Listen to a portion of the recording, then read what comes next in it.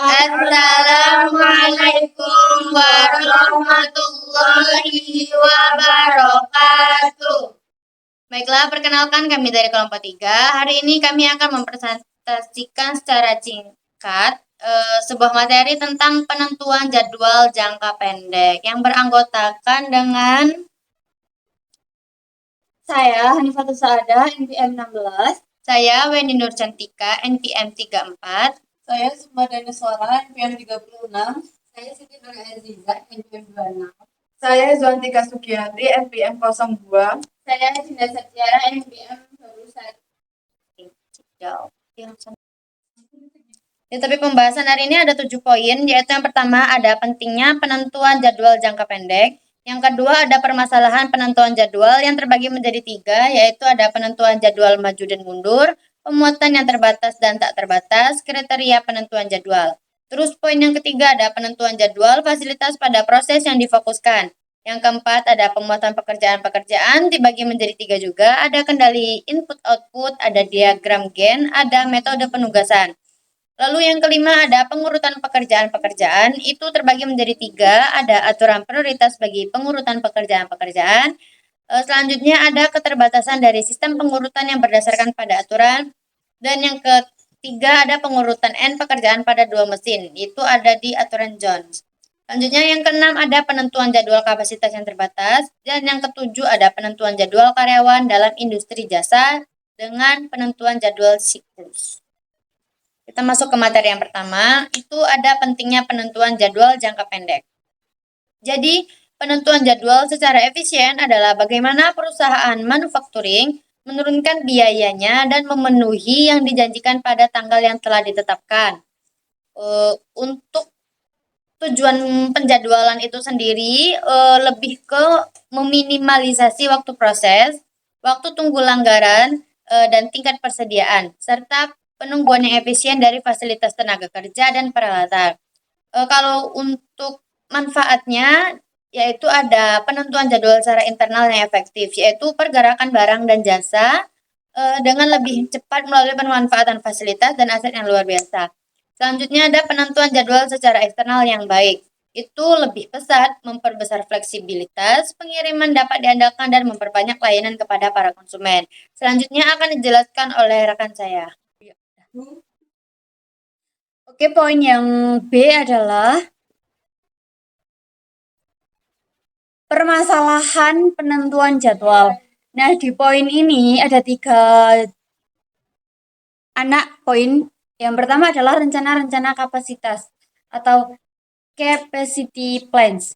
Biasanya dibuat selama kurun waktu beberapa tahun sebagaimana perlengkapan dan fasilitas yang baru didesain. Yang kedua, rencana agregat atau aggregate plans. Hasil dari tim perencanaan penjualan dan kegiatan operasional yang mengambil keputusan dengan mengacu pada fasilitas, persediaan, orang, kontraktor dari luar. Nah, yang ketiga adalah jadwal induk atau master schedule. Merincikan rencana yang menyeluruh dan mengembangkan jadwal mingguan untuk produk dan lini produk tertentu. Nah, bedanya kalau rencana-rencana kapasitas itu fasilitas yang baru didesain. Kalau rencana agregat itu fasilitas persediaan, orang, dan kontraktor dari luar. Next. Penentuan jadwal maju dan mundur. Yang pertama, perencanaan kapasitas dalam jangka panjang atau bertahun-tahun. Perubahan dalam fasilitas, perubahan dan perlengkapan. Yang kedua, perencanaan secara menyeluruh atau jangka menengah disebut kuartal atau bulanan. Pemanfaatan fasilitas perubahan personel subkontraktor. Yang ketiga, jadwal induk atau jadwal menengah atau mingguan. Perencanaan kebutuhan bahan material, memisahkan rencana atau menyeluruh. Dan yang keempat adalah penentuan jadwal dalam jangka pendek. Jangka pendek itu hari, jam, atau menit. Pemutaran sentra kerja, urutan, pekerjaan, atau pengiriman. Kalau yang ini perencanaan kapasitas itu tahunan, bedanya kalau perencanaan secara menyeluruh bulanan, kalau yang jadwal Indo bisa mingguan, dan kalau yang jangka pendek itu bisa hari, jam, atau menit menyesuaikan.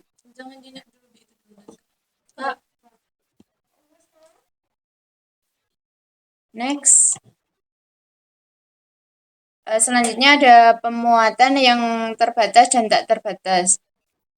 Pertama itu pemuatan atau loading merupakan proses penugasan pekerjaan kepada serta kerja atau proses. Yang kedua, pemuatan yang tak terbatas atau finite loading adalah teknik penentuan jadwal yang memuat atau menugaskan pengerjaan hanya sampai pada kapasitas proses. Yang ketiga, ada pemuatan yang tak terbatas adalah teknik yang memuat pengerjaan tanpa mengacu pada kapasitas dari proses. Selanjutnya, kriteria penentuan jadwal. Yang pertama ada meminimalkan waktu penyelesaian. Dievaluasi dengan menentukan rata-rata waktu penyelesaian. Yang kedua, memaksimalkan pemanfaatan. Dievaluasi dengan menentukan presentase waktu saat tempat fasilitas dimanfaatkan. Yang ketiga, meminimalkan persediaan dalam proses atau work in process WIP. Inventory itu dievaluasi dengan menentukan rata-rata jumlah pengerjaan dalam suatu sistem. Yang keempat, meminimalkan waktu tunggu konsumen. Dievaluasi dengan menentukan rata-rata jumlah keterlambatan dalam hari atau jam. Yang selanjutnya akan dilanjutkan oleh rekan saya.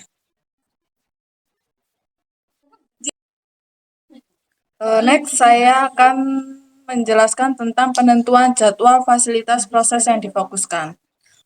Fasilitas yang menitik beratkan pada proses juga dikenal sebagai fasilitas yang berselang-seling atau bagian pengerjaan umum terjadi dalam organisasi yang menghasilkan produk dengan keanekaragaman yang tinggi, pabrikasi dengan volume yang rendah, dan industri jasa. Yang dimaksud ini tuh seperti kita bisa mengalokasikan dan memprioritaskan permintaan konsumen terhadap fasilitas yang tersedia. Dan ini juga penting untuk meningkatkan efisiensi produktivitas dan mengurangi backlog pekerjaan. Next, pemuatan pekerjaan. Itu ada sentra kerja atau pemuatan dilaksanakan dalam dua bentuk. Yang pertama, berorientasi pada kapasitas. Dan yang kedua terkait dengan menugaskan pengerjaan tertentu kepada sentra kerja. Yang pertama, kita itu meneliti tentang pemuatan dari sudut pandang kapasitas melalui suatu teknik yang disebut dengan kendali input-output. Kendali input-output ini suatu teknik yang memungkinkan personal bagian operasional mengelola aliran pengerjaan di tempat fasilitas. Dan yang kedua yaitu ada diagram Green, yang berarti adalah alat bantu visual yang berguna dalam proses pemuatan dan penentuan jadwal. Dan yang terakhir yaitu ada metode penugasan, seperti melibatkan tugas yang ditetapkan atau pekerjaan dengan sumber daya yang dimiliki. Dan selanjutnya akan dijelaskan oleh teman saya. Selanjutnya ada pengurutan pekerjaan-pekerjaan. Pengurutan seringkali disebut dengan pengiriman atau dispatching. Dilakukan dengan menentukan aturan secara prioritas yang digunakan untuk mengadakan pekerjaan kepada masing-masing sentral kerja. Ada beberapa poin. Yang pertama itu aturan prioritas bagi pengurutan pekerjaan. Aturan prioritas ditetapkan bagi tempat fasilitas yang berorientasi kepada proses seperti klinik, percetakan, dan pabrik.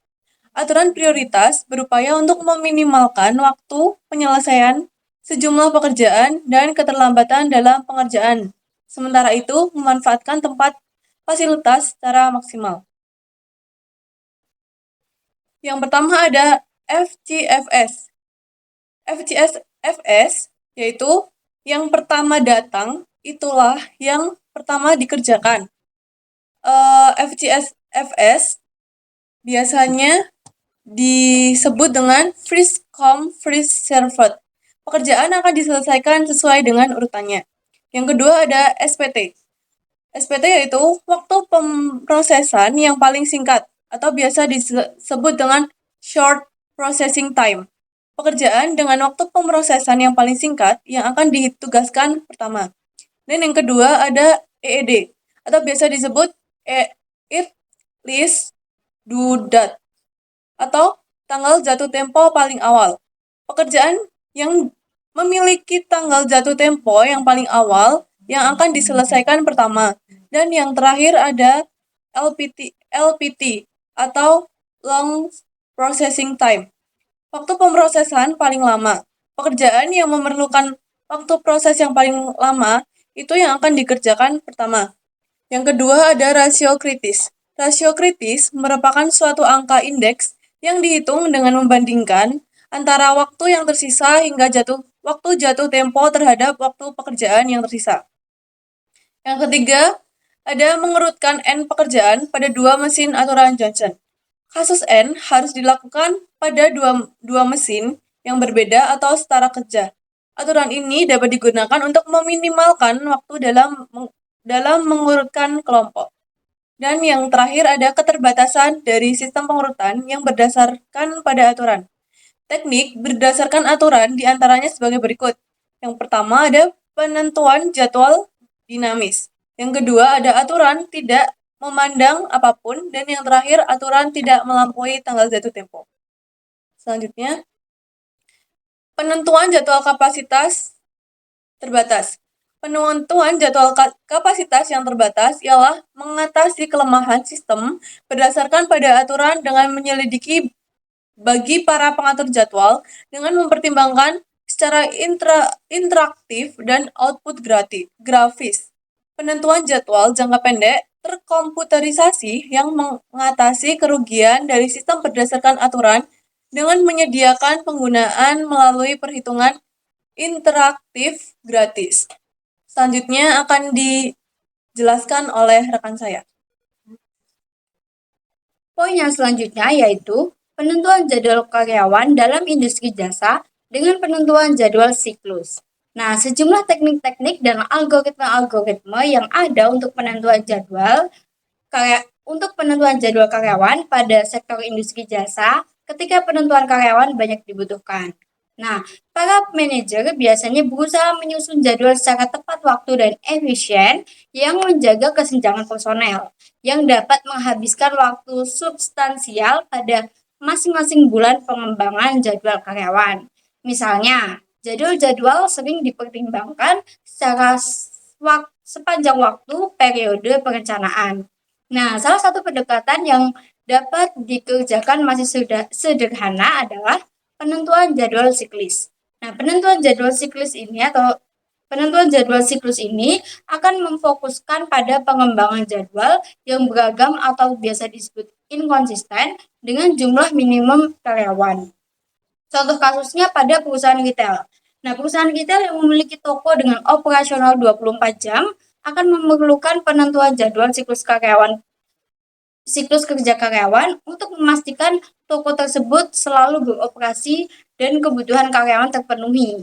Misalnya, jadwal karyawannya dibagi menjadi 3 sesi A, sesi B, dan sesi C. Sesi A dari jam 7 sampai jam 3 sore, karyawan A dan karyawan B. Sesi B dari jam 3 sore sampai jam 11 malam, karyawan C dan D. Dan sesi C dari jam 11 malam sampai jam 7 pagi, karyawan E dan F.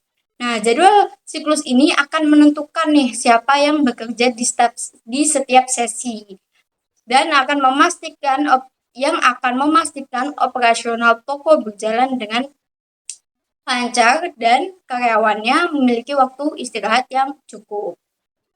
Next.